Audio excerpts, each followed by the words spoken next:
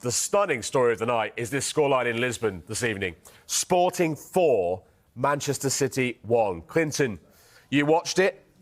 3 defeats in a row for Manchester City. That's not happened for 6 years under Pep Guardiola. Their heaviest defeat in 4 years. I think the headline writers will be getting ready. There'll be talk of crisis, maybe.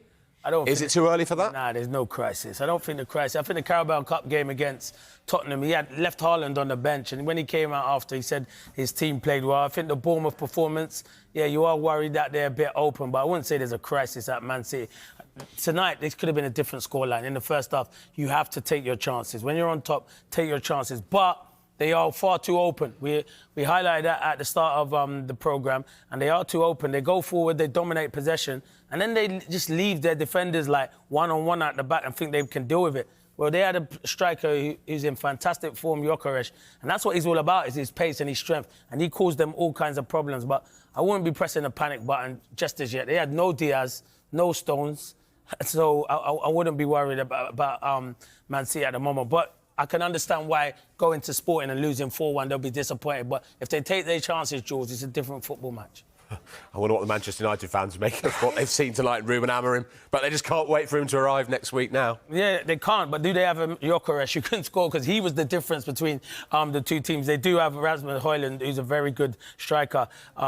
So, yeah, he's got a lot to work with. But remember, he's built this team, Sporting. Man United fans can't expect him to go in there and hit the ground running straight away. That's going to take time. That is a project there at Sporting that he's built for himself, and there's going to be a project at Man United. So, yeah, Man United fans will be happy because it's a rivalry with Man City. But, yeah, he's a good manager, and I think I've always said it's a good appointment. And they were brilliant, Sporting, in the second half. I thought first half they showed Man City too much respect. The stadium was quiet, but second half, scoring just after half-time, 20 seconds, is a great start. And, yeah, they caused a lot of problems, and they got some good players, to be fair. I'll be surprised if he don't go back to his old club, maybe in the summer, to try and get a few of these players. But they thoroughly deserved the victory in that second half. Yeah, and the first goals that City have conceded in the Champions League this season. You're very adamant that any talk of a crisis will be very, very premature. But it is 3 defeats in a row. Jules, I know... No, let me finish. Yeah. They go to Brighton at the weekend. Yeah. Then after the internationals, they've got Spurs, Feyenoord and Liverpool away. So how does he get them through this spell? But this is the problem. People have heard it many a times. When City lose a couple of games, it's a crisis.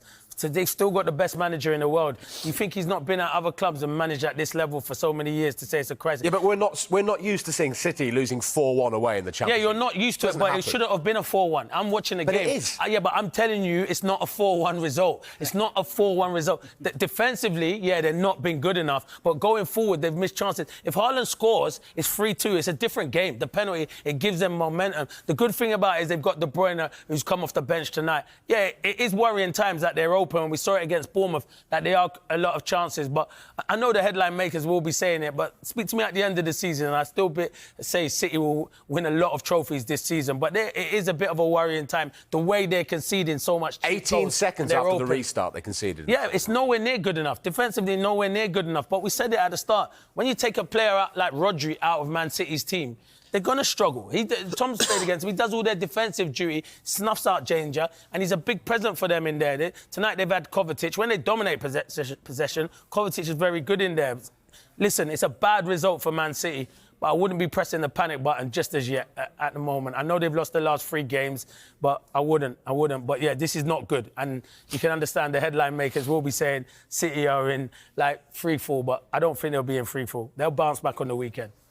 72% possession, Manchester City had the chances. And, of course, if Haaland scores that penalty, Clinton, when there was still, 20 minutes or so to go, and it's 3-2.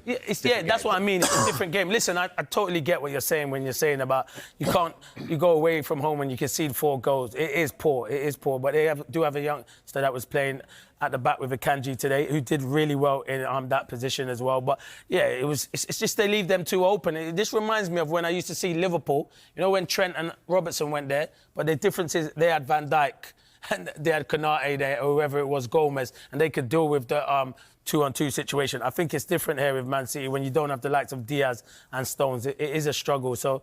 Yeah, but I guess my point is it's unfamiliar territory. We're not used to Manchester City losing at Bournemouth. We're not used to seeing them get thumped away in a Champions League game. And I'm just interested to know, you know, they're up facing adversity, which we never really see from Manchester City. No. How do they now react to that in the next few weeks? Well, they have to react to it, because if not, we're going to keep talking about it. So you're right to highlight it, because it's not good enough conceding 4 goals. But the one thing they have, and Gaz will tell you, they've got the best manager there is in world football. So he won't press the panic button. He won't come out. Inside, they'll be disappointed. But he's never going to come out in the media and say, we're struggling, we're low on confidence. Every time his team loses, he'll always come out and say, we played well. He'll say it again tonight, because in the first half, they were the better team. If they're more ruthless, they take their chances. He won't say it about the second half, because they were nowhere near it second half, Man City. So that's why I feel like they'll be all right, because they've got the best manager, and he's been in these situations before. Maybe not many times, because he's always winning things. But there's a blip in the road, but they'll turn it around. But you have to ask those questions, because if you don't ask those questions, you're not doing your job. And you're doing your job by shouting at me and making your point. That's absolutely fine. That's absolutely fine. You left wondering tonight how you were ahead in that game and it's ended in defeat.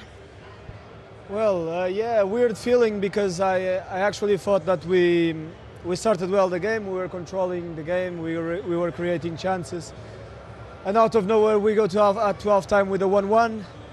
But yeah, we knew how strong they were in the counter. If we lost easy balls, how strong, how quick they were in creating those kind of chances. And then in the beginning of the second half, we just gave them too many opportunities to be there and to score goals. And well, yeah, disappointing, because we're a bit in a dark place right now, and everything looks to be going in the wrong way. Even when we play well, we don't score our chances and we concede too easily.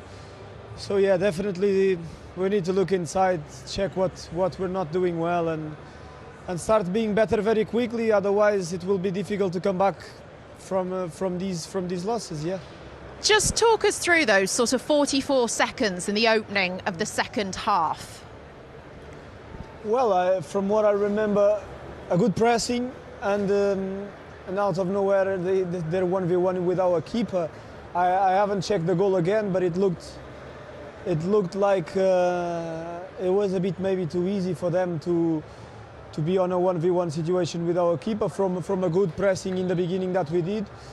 But yeah, it's football, and look, as I said, it's difficult to find reasons for what is happening right now to us. I don't remember in 7.5 seasons this team losing 3 games in a row, and yeah, it just looks everything is going in the wrong way right now. As you said, City don't lose this many games in a row, and you've never been really in this position. Does that make it hard to know how to react to it? Well, the good thing is that even though we lost these 3 games, we're still in good position, especially in the Premier League and in the Champions League. So we haven't lost anything, even though after losing 3 games, we're still in the main competitions. We're still fighting for everything. But yeah, we need to do better, obviously. We need to do better. Our injured players need to come back, because we need them. And it's just not good enough at the minute.